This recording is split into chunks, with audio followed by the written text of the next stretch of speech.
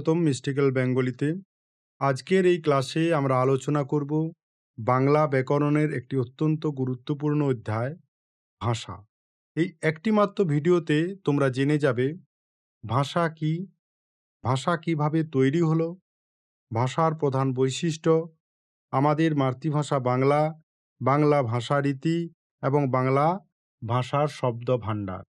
যারা WBCS, USG net, SLST কিংবা অন্যান্য প্রতিযোগিতামূলক পরীক্ষার প্রস্তুতি নিচ্ছ, তাদের জন্য এই ক্লাসটি খুবই গুরুত্বপূর্ণ হবে। তাহলে আর দেরি না করে চলো শুরু করা যাক আজকের আলোচনা। আজকের আলোচনায় যে বিষয়গুলো আলোচিত হবে সেগুলো হচ্ছে ভাষা কি, প্রথমে আমরা জানব। তারপরে জানব যে ভাষা কিভাবে তৈরি হলো। এরপরেই আমরা জানব ভাষার প্রধান বৈশিষ্ট্যগুলো, এবং যেহেতু এটি বাংলা ব্যাকরণ তাই আমাদের আলোচনার বিষয় শুরু হবে আমাদের মাতৃভাষা বাংলাকে দিয়ে। এরপরে বাংলা ভাষারীতি জানব, তারপরে জানব বাংলা ভাষার শব্দভাণ্ডার। মোট 6টা বিষয়কে নিয়ে আজকের ক্লাসে আলোচনা হবে। প্রথমে আমরা জেনে নেব ভাষা কি। মানুষ তার মনের ভাব অন্যের কাছে প্রকাশ করার জন্য মুখ দিয়ে যে অর্থপূর্ণ ধ্বনি বা আওয়াজ উচ্চারণ করে তাকেই ভাষা বলে। আরও সহজভাবে বললে ভাষা হলো মনের ভাব প্রকাশের মাধ্যম, অর্থাৎ ভাষার সাহায্যে আমরা মনের ভাবকে প্রকাশ করে থাকি। আমরা কথা বলে, লিখে বা ইশারা করে আমাদের মনের কথা অন্যকে জানাই। তবে সব ধরনের আওয়াজ কিন্তু ভাষা নয়। ভাষা হতে হলে সেই আওয়াজটির একটি নির্দিষ্ট অর্থ থাকতে হবে এবং তা অন্য মানুষের কাছে বোধগম্য হতে হবে। বুঝতে পারছো যে কি বলছি? তাহলে ভাষা কি? যে মানুষ তার মনের ভাব অন্যের কাছে প্রকাশ করার জন্য যে অর্থপূর্ণ ধ্বনি বা আওয়াজ উচ্চারণ করে তাকে আমরা ভাষা বলবো। ভাষার ব্যবহার কি? না আমরা ভাষার মাধ্যমে কথা বলি, লিখে থাকি, ইশারা করি, অর্থাৎ নিজের ভাব অন্যকে জানাই। এছাড়াও গুরুত্বপূর্ণ বিষয় কি? না সব আওয়াজকে ভাষা বলা যাবে না। ভাষা হতে হলে নির্দিষ্ট অর্থ থাকতে হবে, অন্যের কাছে বোধগম্য হতে হবে, তাহলে আমরা তাকে ভাষা বলবো। এরপরে আমরা আলোচনা করব ভাষা কিভাবে তৈরি হয়। আমাদের শরীরের ভেতরে ফুসফুস থেকে বাতাস বেরিয়ে আসে। বেরিয়ে আসার পরে কি ঘটে? না তা কণ্ঠনালী, জিহ্বা, দাঁত, ঠোঁট ও নাকের সংস্পর্শে এসে বিভিন্ন ধরনের ধ্বনি বা শব্দের সৃষ্টি করে। এই ধ্বনিগুলো যখন সুশৃঙ্খলভাবে সাজিয়ে আমরা কোনো মানে তৈরি করি, তখনই তা ভাষা হয়ে ওঠে। বোঝা যাচ্ছে? আমরা 3টি পর্যায় এখনই ছবির সাহায্যে বুঝে নেব। প্রথম পর্যায়ে কি? আদিম যুগ, যাতে ইশারা থাকবে, আওয়াজ থাকবে, মুখভঙ্গি থাকবে এবং যেটি মাধ্যমে মানুষ ভাব প্রকাশ করবে। এরপরে আসবে দ্বিতীয় পর্যায়ের যুগ, সেটিতে হবে ধ্বনির ব্যবহার। ধীরে ধীরে নির্দিষ্ট বস্তুর জন্য নির্দিষ্ট ধ্বনির ব্যবহার শুরু হবে। আর তারপরে আসবে তৃতীয় পর্যায়ের যুগ, যেটি আধুনিক ভাষার সময়। ব্যাকরণ ও নিয়ম মেনে গঠিত হবে ভাষা। এখন ছবির সাহায্যে 3টি পর্যায়কে বোঝার চেষ্টা করি। দেখো, প্রথম পর্যায়ের ছবি আদিম যুগ। তাহলে যে সময়টা হচ্ছে অঙ্গভঙ্গির সময়, তাই তো? অর্থাৎ দ্য প্রি লিঙ্গুইস্টিক এরা। আমাদের আদিম পূর্বপুরুষদের আজকের মতো গোছানো ভাষা ছিল না।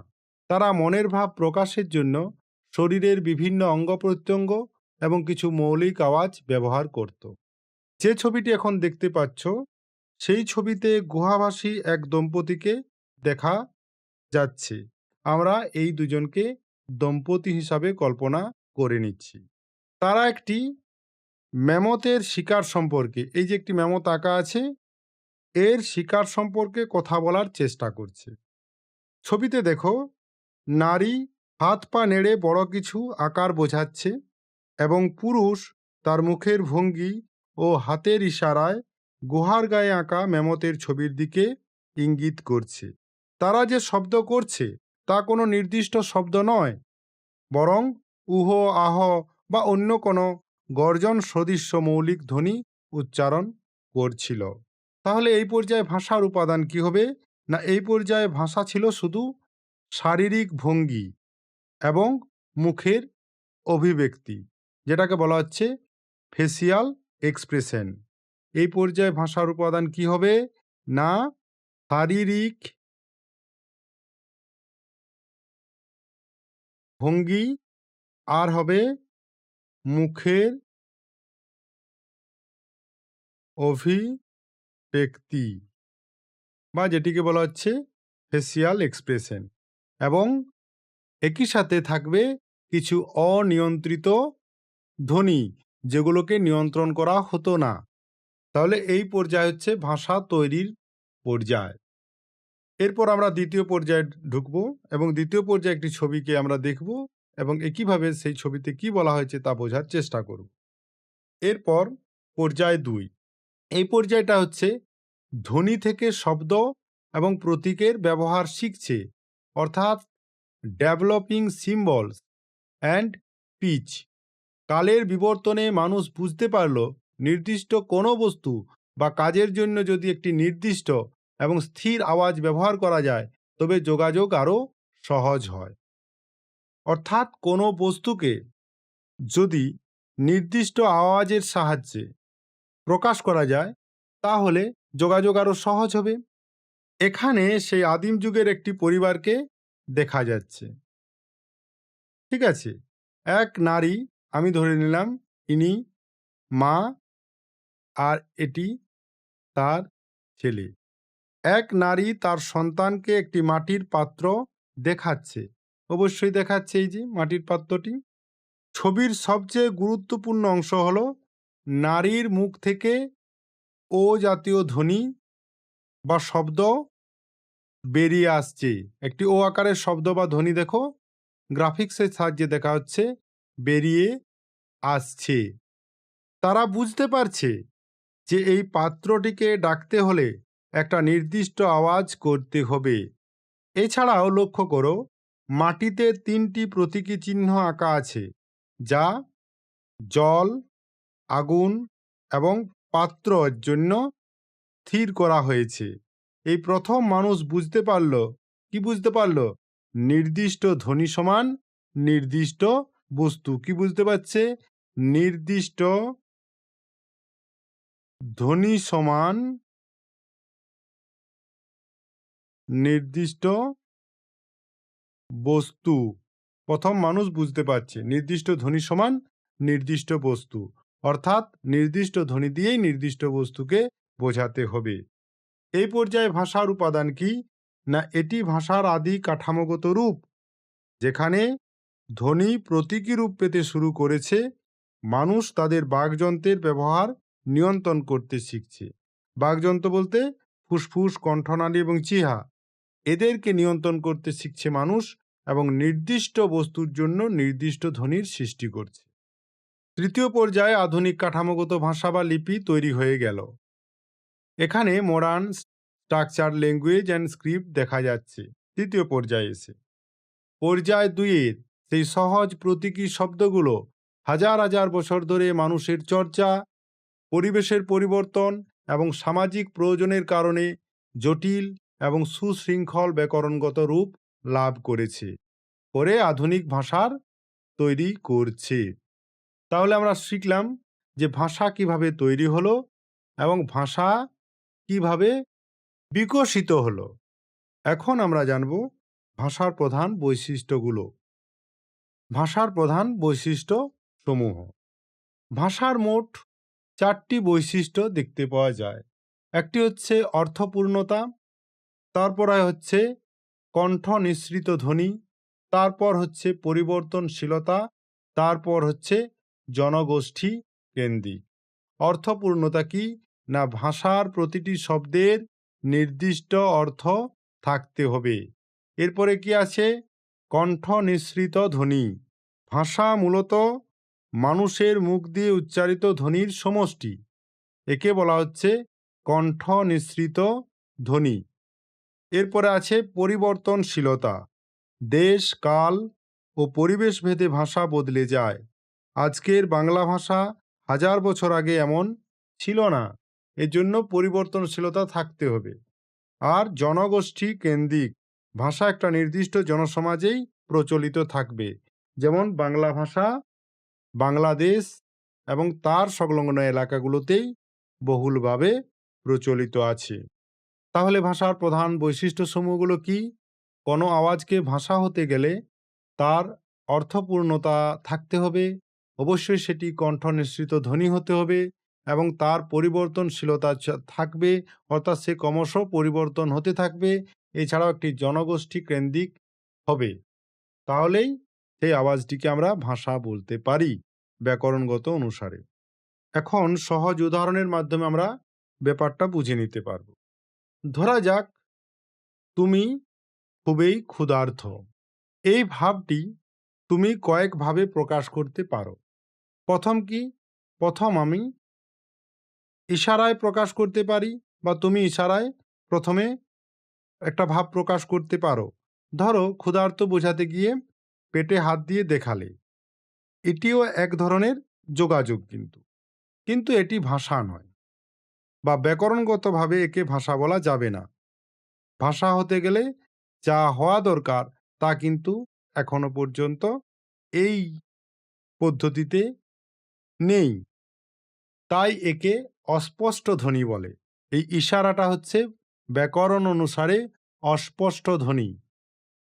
অনেক সময় কি, পেটে হাত দিয়ে দেখালে অনেক সময় তাকে খিদাও পাওয়া যাবে মনে হবে, আবার পেট ব্যথাও করছে বলে মনে হতে পারে, অর্থাৎ স্পষ্ট হচ্ছে না। ধ্বনির মাধ্যমে যদি তুমি দেখাতে চাও, তুমি যদি শুধু আ করো তাহলে কিন্তু কেউ বুঝবে না এটা কি বলতে চাইছো। কিন্তু তুমি যদি বলো মা আমার খিদে পেয়েছে, তবে এটি একটি পূর্ণাঙ্গ ভাষা, কারণ এখানে শব্দগুলোর নির্দিষ্ট অর্থ আছে এবং তোমার মা তা বুঝতে পারছেন। বুঝতে পারছো? তাহলে ভাষা হতে গেলে অবশ্যই তার একটি অর্থ থাকবে, তবেই সেটি ভাষা হবে। এবং যাকে বলছো সে যেন আবার বুঝতে পারে, তার বোধগম্য হয়, তবেই সেটি ভাষা, না হলে সেটি ভাষা নয়। তাহলে তোমার মনে প্রশ্ন আসতেই পারে যে পৃথিবীর সব মানুষ এক ভাষায় কথা বলে না কেন? এর কারণ হলো পরিবেশ এবং ভৌগোলিক অবস্থান। বাঙালিরা যে বস্তুটিকে জল বলে, ইংরেজরা তাকে বলে ওয়াটার, আবার আরবরা তাকে বলে মাউন।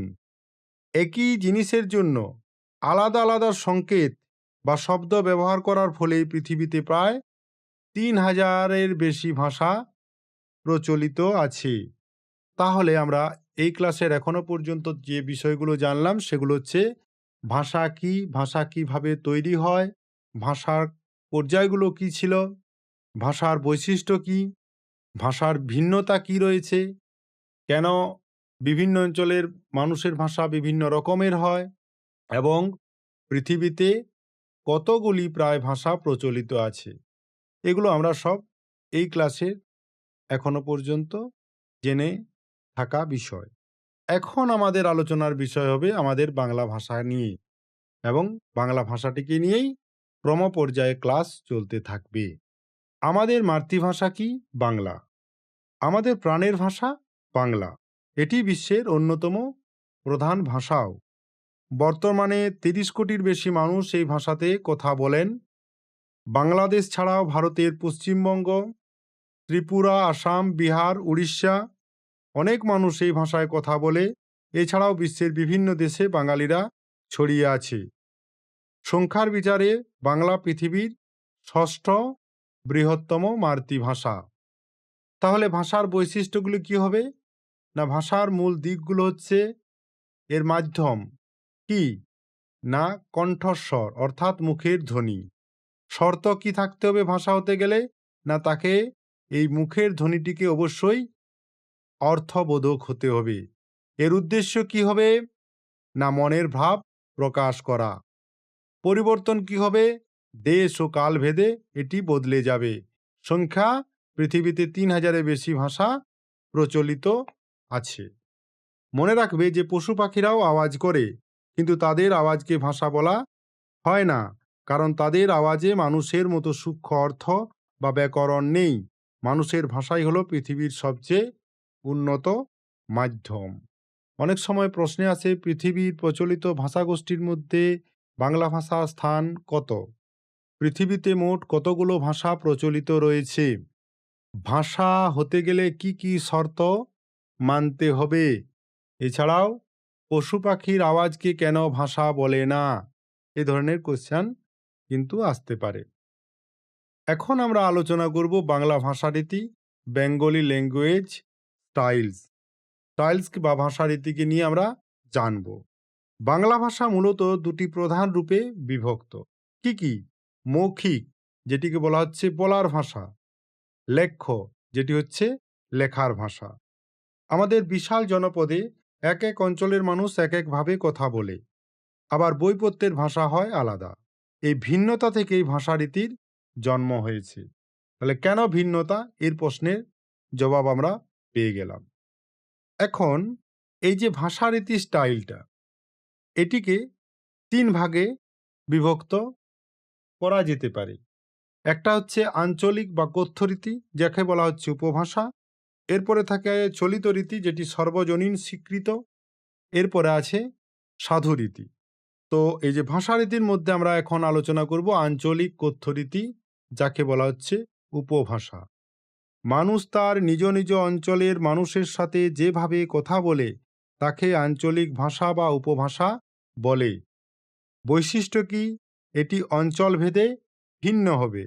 যেমন চট্টগ্রামের আঞ্চলিক ভাষা খুলনার মানুষের কাছে অপরিচিত মনে হতে পারে, আবার বাঁকুড়ার ভাষা কলকাতার মানুষের কাছে বোধগম্য নাও হতে পারে।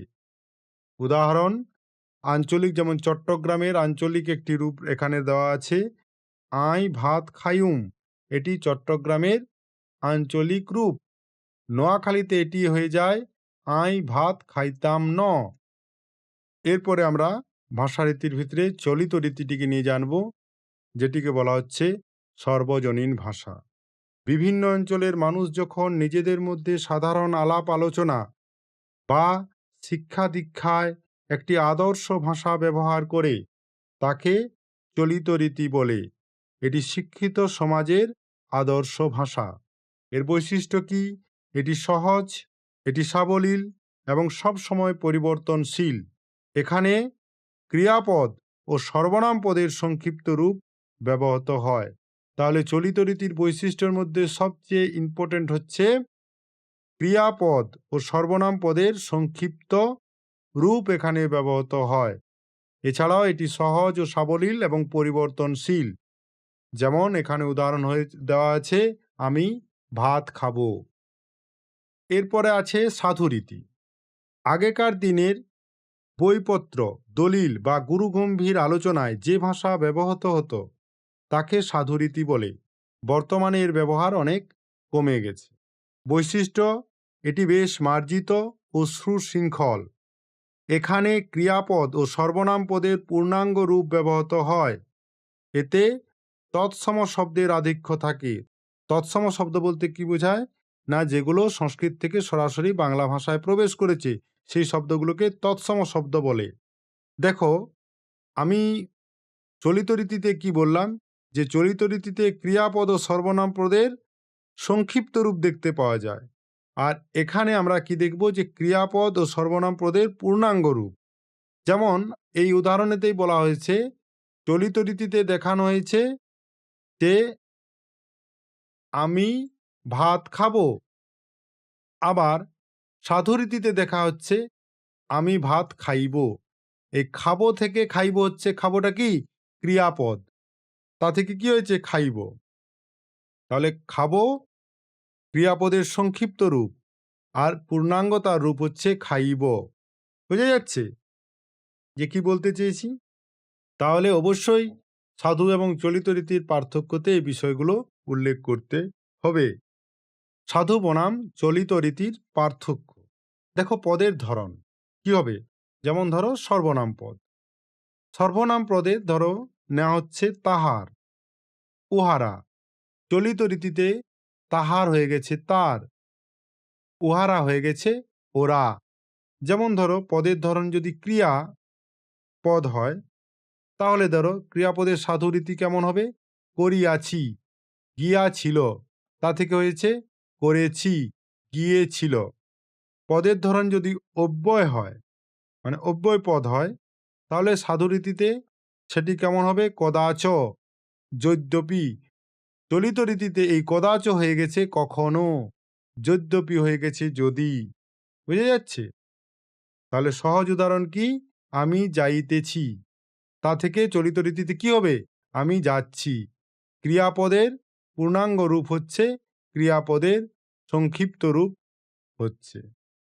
এখন একটা উদাহরণের মাধ্যমে এটা তুলনা করা যেতে পারে। যে কল্পনা করো, তুমি তোমার বন্ধুকে বলবে যে সে যেন কাল তোমার বাড়ি আসে। সে যেন কাল তোমার বাড়ি আসে। চলিত রীতিতে এটা কি হবে?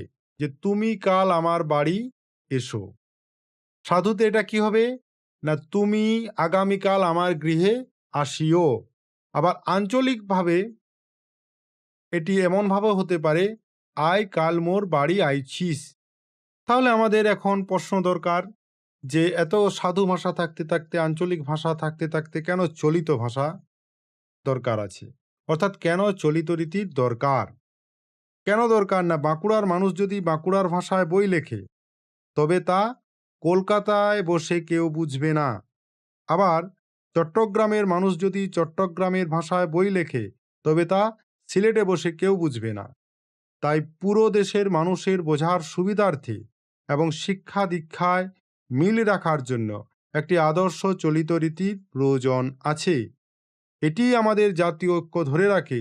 এটি আমাদের ভাষার ব্যাকবোন বা মেরুদণ্ড বলা যেতে পারে। তাহলে মনে রাখার মতো বিষয় কি? না পশু পাখির আওয়াজ কিন্তু ভাষা নয়, মানুষের ভাষা সবচেয়ে উন্নত। কারণ ভাষা হতে গেলে মানুষের কণ্ঠ থেকে সেই আওয়াজটি বেরোতে হবে, সেই আওয়াজের একটি অর্থ থাকবে এবং যাকে উদ্দেশ্য করে সেই আওয়াজটি করা হচ্ছে বা সেই অর্থপূর্ণ আওয়াজটি করা হচ্ছে, তার যেন বোধগম্য হয়, তবেই সেই আওয়াজটি ভাষায় পরিণত হবে। তাহলে ফাইনাল থটে কি বলবো? না আঞ্চলিক ভাষা আমাদের শিকড়, চলিত ভাষা আমাদের ঐক্য। এখন আমাদের আলোচনার বিষয় হবে সাধু ও চলিত রীতির সহজ পাঠ। বাংলা ভাষায় মনের ভাব প্রকাশের প্রধানত দুটি ভিন্ন পদ্ধতি বা রীতি প্রচলিত আছে। একটি হলো মার্জিত ও গম্ভীর সাধুরীতি, অন্যটি হলো সহজ ও প্রাণবন্ত চলিত রীতি। সাধু ও চলিত রীতির প্রধান পার্থক্যগুলো এখানে আসছি, যে পার্থক্যে কেমনভাবে লিখবে। যে ধরো পার্থক্যে তিনটা বিষয় হবে। একটা হচ্ছে বৈশিষ্ট্য, তারপরে কি হবে? সাধু রীতি, তারপরে হবে চলিত রীতি। ঠিক আছে, এই বৈশিষ্ট্যের প্রথমে হবে গঠন। এই গঠনে আমরা কি লিখব? যে সাধু রীতিতে গঠন হবে সুনির্দিষ্ট ও সুসংহত এবং যা ব্যাকরণ মেনে চলে। চলিত রীতিতে গঠন হবে পরিবর্তনশীল এবং সহজবোধ্য। এই গেল গঠন। এরপরে আসবো আবেগ। সাধুরীতির আবেগ বেশ গম্ভীর ও গুরুভার। চলিত রীতির আবেগ সহজ, স্বচ্ছন্দ ও প্রাণবন্ত। তাহলে দুটো পার্থক্য গেল। এরপর ৩ নম্বরে আমরা কি জানব? বৈশিষ্ট্যের ব্যবহার, অর্থাৎ সাধু এবং চলিত কিভাবে ব্যবহার হয় বা কোথায় ব্যবহার হয়। সাধুরীতি আগেকার দিনের সাহিত্য ও দলিলে ব্যবহৃত হতো। চলিত রীতি বর্তমান যুগের আলাপ, বক্তৃতা ও আধুনিক সাহিত্যে চলে। চারের সব থেকে উল্লেখযোগ্য এবং ইম্পর্টেন্ট ব্যাপার ক্রিয়া ও সর্বনাম। সাধুরীতিতে ক্রিয়া ও সর্বনাম পদের পূর্ণরূপ ব্যবহৃত হয়, যেমন করিয়াছিল, তাহার। চলিত রীতিতে ক্রিয়া ও সর্বনাম পদের সংক্ষিপ্ত রূপ ব্যবহৃত হয়, যেমন করেছিল, তার। এখন উদাহরণ দিতে পারি যে কিভাবে সাহিত্যে এই সাধু এবং চলিত রীতির প্রয়োগ ঘটে। সাধুরীতির উদাহরণ হিসাবে আমি বঙ্কিমচন্দ্র চট্টোপাধ্যায়ের কপালকুণ্ডলা উপন্যাস থেকে একটা অংশ পাঠ করে শোনাচ্ছি। নবকুমার দেখিলেন যে সম্মুখেই নিবিড় বন, ব্রাহ্য ভয়ে ভীত হইয়া তিনি তৎক্ষণাৎ প্রত্যাগমন করিতেছিলেন। কিন্তু এমতো সময় হঠাৎ একটা শব্দ তাহার কর্ণগোচর হইল, মনে হইল যেন কেহ রোদন করিতেছে। নবকুমার কৌতূহলাবিষ্ট হইয়া বনের অভ্যন্তরে প্রবেশ করিলেন।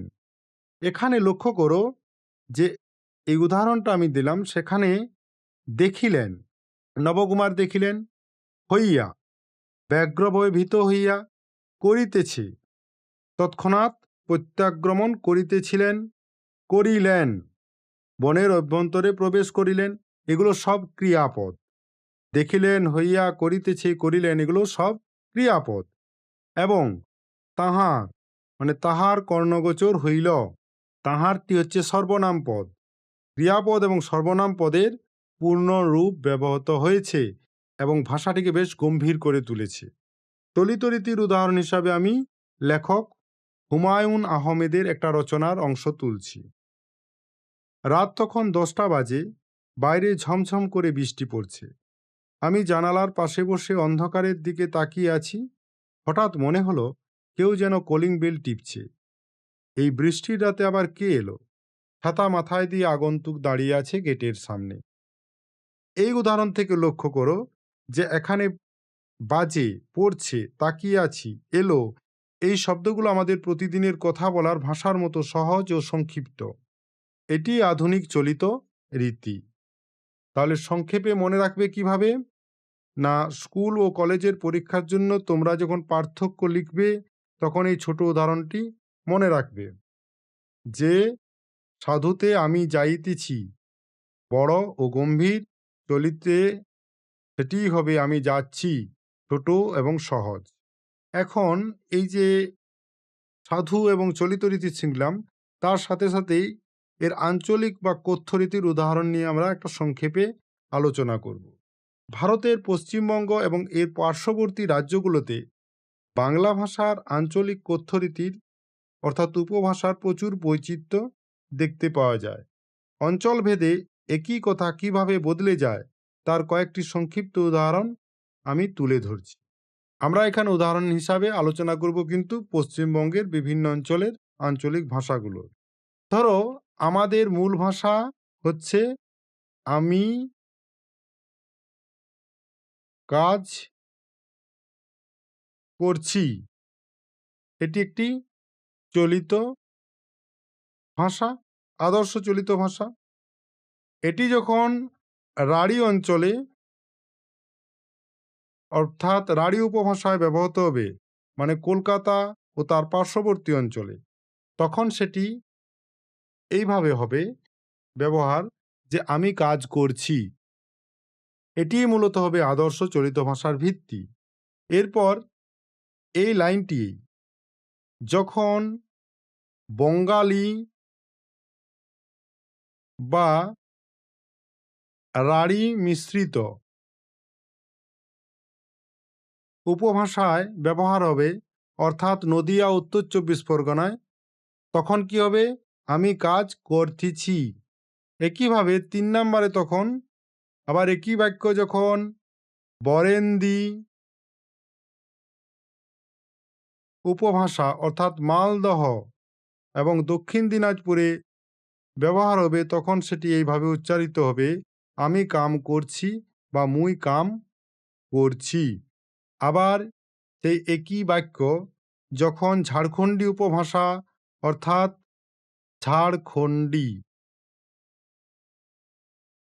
ঝাড়খণ্ডী উপভাষা অর্থাৎ পুরুলিয়া, বাঁকুড়া ও পশ্চিম মেদিনীপুরে ব্যবহার হবে, তখন এমনি হবে আমি কাজ করছি বা আমি কাজ করছিল। আবার যখন এই একই বাক্য কামরূপী বা রাজবংশী, দেখি উত্তরবঙ্গে, এটা উত্তরবঙ্গের ভাষা, তাহলে কামরূপী বা রাজবংশী অর্থাৎ কোচবিহার ও জলপাইগুড়িতে যখন ব্যবহার হবে তখন হয়ে যাবে মই কাম করিছ। তাহলে সবশেষে মনে রাখবে আঞ্চলিক রীতি হলো আমাদের শেকড়ের টান। সহজভাবে মনে রাখার উপায় কি? না, বিশেষ্য ও বিশেষণের ক্ষেত্রে সাধু রীতিতে অনেক সময় সংস্কৃত বা তৎসম শব্দ ব্যবহৃত হয়, যেমন মস্তক, হস্ত, যা চলিত রীতিতে এসে সহজ হয়ে যায়, যেমন মাথা, হাত। সর্বনাম ও ক্রিয়ার ক্ষেত্রে সাধুরীতির শব্দগুলো আকারে বড় বা পূর্ণাঙ্গ থাকে, চলিত রীতিতে সেই শব্দগুলোই সংকুচিত বা ছোট হয়ে যায়। উদাহরণ, করিয়া 3টি অক্ষর, তা থেকে করে 2টি অক্ষর হয়ে যায়। অব্যয়ের ক্ষেত্রে কি হবে? সাধুরীতির অব্যয়গুলো একটু গম্ভীর শোনাবে। যেমন উদাহরণ, আপনি আমার সহিত আসিয়াছেন। সহিত এখানে অব্যয়সূচক শব্দ। চলিততে কি হবে? আপনি আমার সঙ্গে এসেছেন। এইরকম আর কি। তাহলে আশা করি তোমাদের এই সাধু এবং চলিতের বিষয়গুলো এবং তার মনের মধ্যে থাকা প্রশ্নগুলোর সমাধান সহজেই পেয়ে গেলে। এখন আমাদের আলোচনার বিষয় হবে বাংলা ভাষার শব্দভাণ্ডার। বাংলা ভাষার শব্দভাণ্ডার যাওয়ার আগে আমরা একটি ডায়াগ্রামকে দেখে নেব, যে বাংলা ভাষা থেকে কিভাবে লৌকিক এবং মৌখিক হচ্ছে এবং লৌকিক থেকে কিভাবে সাধু এবং চলিত হচ্ছে এবং মৌখিক থেকে চলিত এবং আঞ্চলিক কিভাবে আসছে। এই ডায়াগ্রামটাকে মনে রাখবে, তাহলে সহজেই বাংলা ভাষার ভাষারীতি সম্পর্কে ধারণাটি মনে থেকে যাবে। প্রয়োজনে স্ক্রিনশট নিয়ে নাও। এরপরে আমরা চলে যাব বাংলা ভাষার শব্দ ভাণ্ডারে। এখন আমাদের আলোচনার বিষয় হবে বাংলা ভাষার শব্দ ভাণ্ডার নিয়ে। বাংলা ভাষা জন্মলগ্নে সংস্কৃতের উপর নির্ভরশীল থাকলেও সময়ের সাথে সাথে এটি আরবি, ফার্সি, ইংরেজি এবং স্থানীয় আদিবাসীদের শব্দ গ্রহণ করে অনেক সমৃদ্ধ হয়েছে। উৎসের বিচারে পণ্ডিতগণ বাংলা শব্দভাণ্ডারকে 5টি প্রধান ভাগে ভাগ করেছেন। 5টি প্রধান ভাগে ভাগ করেছেন। কি কি সেই 5টি প্রধান ভাগ? তৎসম, তদ্ভব, অর্ধতৎসম, দেশি এবং বিদেশি, এই 5টি ভাগে ভাগ করেছেন। তাহলে তৎসম শব্দ কি? না, তৎ মানে কি? তৎ মানে মনে রাখবে, তৎ শব্দের অর্থ হচ্ছে তার। তার এখানে কি? সংস্কৃত ভাষা। আর সম শব্দের অর্থ কি? সমান। অর্থাৎ কি? যেসব শব্দ সংস্কৃত ভাষা থেকে কোনো পরিবর্তন ছাড়াই সরাসরি বাংলায় এসেছে, তাই হচ্ছে তৎসম। সংস্কৃতের সমান। তৎসম মানে সংস্কৃতের সমান। বৈশিষ্ট্য কি? এগুলো একটু গম্ভীর হয় এবং মার্জিত হয়। উদাহরণ, সূর্য, চন্দ্র, নক্ষত্র, ধর্ম। তাহলে এই গেল তৎসম শব্দ। তাহলে তদ্ভব শব্দ কাকে বলে? না, সংস্কৃত থেকে উৎপন্ন খাঁটি বাংলা শব্দ। তৎ মানে কি? সংস্কৃত। আর ভব শব্দের অর্থ হচ্ছে উৎপন্ন হওয়া। তৎ মানে সংস্কৃত আমরা জানি, ভব শব্দের অর্থ হচ্ছে উৎপন্ন হওয়া, অর্থাৎ সংস্কৃত থেকে যার উৎপত্তি হয়েছে। তাহলে তদ্ভব শব্দ কিরকম? না, যেসব শব্দ সংস্কৃত থেকে উৎপন্ন হয়ে প্রাকৃত ভাষার মধ্য দিয়ে পরিবর্তিত হয়ে সহজ রূপ ধারণ করেছে, তাদেরকেই খাঁটি বাংলা শব্দ বা তদ্ভব শব্দ বলে থাকি। সংস্কৃত থেকে জন্ম নেবে, তা থেকে পরিবর্তিত হবে, দিয়ে প্রাকৃতীয় রূপ একটা পাবে, সেখান থেকে পরিবর্তিত হয়ে বাংলায় আসবে। এটাই হচ্ছে তদ্ভব শব্দের বৈশিষ্ট্য। আর তৎসম শব্দ কি হবে? কোনো মাঝে কিছু মিডিলম্যান থাকবে না, ও সংস্কৃত থেকে ডাইরেক্ট বাংলায় জাম্প করবে। উদাহরণ, যেমন ধরো সংস্কৃতে হস্ত, এটি প্রাকৃতে কি হয় জানো? প্রাকৃতে এই হস্তটা হয়ে যায় হত্থু, বুঝলে? আর এই হত্থু থেকে তৈরি হয়েছে হাত। আবার ধরো সংস্কৃতে যেমন চর্মকার, এটি প্রাকৃতে কি হয়? চম্মকার। তারপর এটি আধুনিক বাংলায় হয়েছে চামার। বোঝা যাচ্ছে যে তদ্ভব শব্দ কিভাবে তৈরি হচ্ছে। তাহলে আমরা তৎসম এবং তদ্ভব শব্দ নিয়ে জেনে গেলাম। এখন আমরা জানব অর্ধ তৎসম। অর্ধ তৎসম শব্দ বা আধা সংস্কৃত শব্দ। বিষয়টা কেমন?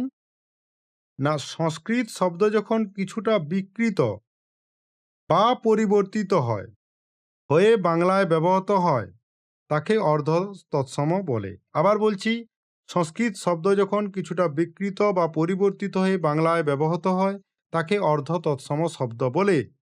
গ্রামীণ বা লোকমুখে উচ্চারণের ফলে এমনটি হয়ে থাকে। যেমন ধরো, জ্যোৎস্না হয়েছে জোছনা, ভাদ্র হয়ে যায় ছেরাদ্র, গৃহিণী হয়ে পড়ে গিন্নিতে। এইভাবে অর্ধতৎসম শব্দ তৈরি হয়। দেশি শব্দ কাকে বলে? দেশি শব্দ বা আদিবাসীদের শব্দ। এটি কাকে বলে? না, বাংলার আদিম আদিবাসী কোনগুলো? কোল, মুন্ডা, দ্রাবিড়, সাঁওতাল, এদের ভাষা থেকে যেসব শব্দ বাংলায় এসেছে সেগুলোকেই দেশি শব্দ বলবো। অনেক সময় এদের মূল উৎস খুঁজে পাওয়া ভীষণই কঠিন। অনেক সময় এদের বলতে কাদের?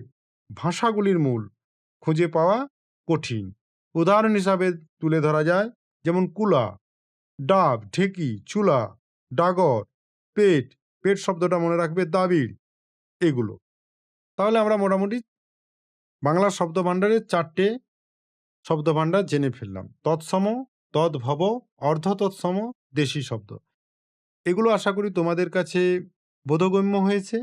বাংলা ভাষার সবশেষ শব্দভাণ্ডার হচ্ছে বিদেশি শব্দ। যে শব্দগুলো বাইরে থেকে এসে বাংলায় প্রবেশ করে ভাষাটিকে সমৃদ্ধ করেছে, সেই শব্দগুলো হচ্ছে বিদেশি শব্দ বা বাইরে থেকে আসা শব্দ। রাজনৈতিক ও ধর্মীয় বাণিজ্যিক কারণে বাংলাদেশে আসা বিভিন্ন বিদেশি জাতির শব্দ যা এখন বাংলা ভাষায় অংশ হয়ে গেছে। কেমন অংশ হয়ে গেছে কিছু উদাহরণ দিলেই বিষয়টা আরও পরিষ্কার হয়ে যাবে। যেমন ধরো, আরবি শব্দ বাংলায় বহুলভাবে প্রচলিত হয়। আল্লাহ, ইসলাম, কলম, আদালত, এরকম শব্দগুলো। যেমন ধরো, বাংলায় ব্যবহৃত বহুল প্রচলিত ফার্সি শব্দ খোদা, নামাজ, চশমা, দোকান ইত্যাদি। ইংরেজি, যেমন ধরো school, library, football, powder, cup, chair, table ইত্যাদি। পর্তুগিজ শব্দ যেগুলো বহুলভাবে বাংলায় ব্যবহার হয়: আনারস, আলমারি, পেঁপে, আলু, গির্জা, চাবি ইত্যাদি শব্দগুলো। যেমন তুর্কি শব্দ যেগুলো খুব বহুল প্রচলিত হয় আমাদের বাংলা ভাষায়: দারোগা, কাঁচি, কুলি, লাশ ইত্যাদি। চীনা যে দুটি শব্দ রয়েছে ব্যাপকভাবে প্রচলিত হয় প্রতি সকালবেলায় বা গোটা দিনে একাধিকবার বাংলার ঘরে ঘরে ব্যবহৃত হয়: চা, চিনি। জাপানি শব্দ যেগুলো ব্যবহার হয় প্রচুর পরিমাণে, অনেকে আমরা জানিই না যে রিস্কা শব্দটি, অনেকেই ভাবি যে এটি ইংরেজি শব্দ, আসলে এটি একটি জাপানি শব্দ। এছাড়াও হারিকিরি, এটিও জাপানি শব্দ। একটি মজার উদাহরণের মাধ্যমে এই বিষয়গুলো বুঝে নিতে পারি। কল্পনা করো যে একটি হাতের কথা। যখন তুমি গম্ভীরভাবে বলবে হাতকে হস্ত, সেটি হয়ে যাবে তৎসম শব্দ। যখন সাধারণ ভাষায় বলবে তাকে হাত, তখন সেটি হয়ে যাবে তদ্ভব শব্দ। আবার যখন এই হাত দিয়ে কাঁচি ধরবে, তখন সেটি হয়ে যাবে তুর্কি শব্দ, কাঁচিটি। আবার যখন হাতে কলম নেবে, অর্থাৎ কলম, এটি হয়ে যাবে আরবি শব্দ। এইভাবে আমাদের বাংলা ভাষা বিভিন্ন শব্দের মিলনে এক সমৃদ্ধ রূপ লাভ করেছে। এই যে 5টি শব্দ ছাড়াও আরও বাংলা ভাষার শব্দভাণ্ডারে বর্তমানে 2টি শব্দভাণ্ডারের খোঁজ মিলে। যে 2টি শব্দভাণ্ডারের খোঁজ মিলে সেগুলি হচ্ছে, একটি হচ্ছে মিশ্র শব্দ যাকে বলা হয় হাইব্রিড ওয়ার্ডস, আর একটি হচ্ছে পারিভাষিক শব্দ যাকে বলা হয় টার্মিনোলজি ওয়ার্ডস। মিশ্র শব্দ কি? যখন 2টি ভিন্ন ভিন্ন ভাষার শব্দ একসাথে যুক্ত হয়ে একটি নতুন শব্দ তৈরি করে তাকে বলবো আমরা মিশ্র শব্দ। এটি অনেকটা 2 দেশের মানুষের বন্ধুত্ব হয়ে এক নতুন পরিবার হওয়ার মতো। উদাহরণ দিলে বিষয়টা আরও পরিষ্কার হবে। যেমন ধরো, মিশ্র শব্দ রাজা, বাদশাহ। এখানে রাজা শব্দটি হয়েছে তৎসম আর বাদশাহ শব্দটি হচ্ছে ফার্সি। এই তৎসম এবং ফার্সি মিলে তৈরি করেছে শব্দটি রাজা, বাদশাহ। হাট, বাজার। হাট কথাটি হচ্ছে বাংলা, বাজার কথাটি হচ্ছে ফার্সি। হেড, পণ্ডিত। হেড শব্দটি হচ্ছে ইংরেজি, পণ্ডিত শব্দটি হচ্ছে তৎসম। ডাক্তারখানা। ডাক্তার শব্দটি হচ্ছে ইংরেজি, খানা শব্দটি হচ্ছে ফার্সি। পকেট মার। পকেট শব্দটি হচ্ছে ইংরেজি শব্দ, মার শব্দটির অর্থ হচ্ছে বাংলা।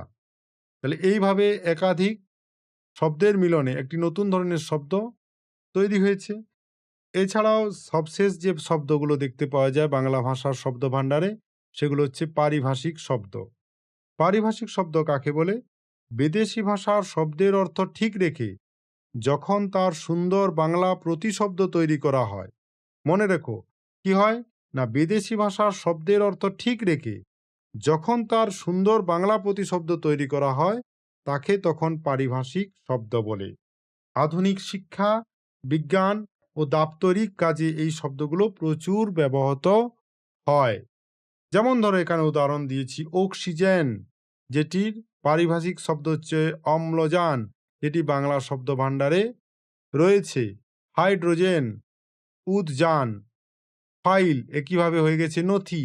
ট্রেনিং, তার একটি সুন্দর প্রতিশব্দ তৈরি করা হচ্ছে প্রশিক্ষণ। ম্যানেজার, ব্যবস্থাপক। ইকুয়েশন, সমীকরণ। তাহলে গুরুত্বপূর্ণ তথ্য কি, অর্থাৎ যে বিষয়টা আমাদের জানার দরকার, বাংলা ভাষায় অনেক বিদেশি শব্দ যেমন টেলিভিশন, রেডিও, টেলিফোন, স্যাটেলাইট এমনভাবে মিশে গেছে যে সেগুলোর জোর করে বাংলা প্রতিশব্দ তৈরির প্রয়োজন হয় না। এগুলো এখন বাংলা ভাষারই নিজস্ব সম্পদের মতো। তাহলে ফাইনাল ডিফারেন্স কি না, মিশ্র শব্দ হলো দুটি আলাদা ভাষার শব্দের জোড় লাগানো রূপ। পারিভাষিক শব্দ হলো বিদেশি কোনো টেকনিক্যাল শব্দের বাংলা প্রয়োগ। মিশ্র শব্দ যেমন হেড যুক্ত পণ্ডিত হয়েছে হেড পণ্ডিত, তেমনি পারিভাষিক শব্দ হচ্ছে ম্যানেজার হয়ে গেছে ব্যবস্থাপক। তাহলে মিশ্র শব্দ এবং পারিভাষিক শব্দ কি, কিভাবে বাংলা ভাষায় তার প্রয়োগ ঘটেছে, সেগুলো নিয়ে আমরা জানলাম। একই সাথে আজকের ক্লাসে আমরা বাংলা ভাষার সংজ্ঞা, উৎপত্তি, বৈশিষ্ট্য, বাংলা ভাষারীতি এবং শব্দভাণ্ডার সম্পর্কেও বিস্তারিত আলোচনা করলাম। আশা করি পুরো বিষয়টি তোমাদের কাছে পরিষ্কার হয়েছে। তোমাদের কোনো প্রশ্ন বা মতামত থাকলে নিচে কমেন্ট করে জানাও, আমি অবশ্যই উত্তর দেওয়ার চেষ্টা করব। পরবর্তী ক্লাসে আবার দেখা হবে নতুন একটি গুরুত্বপূর্ণ বিষয় নিয়ে। ততক্ষণ পর্যন্ত ভালো থেকো, শেখার সাথে থেকো। ধন্যবাদ বাংলা ভাষাকে ভালোবাসার জন্য।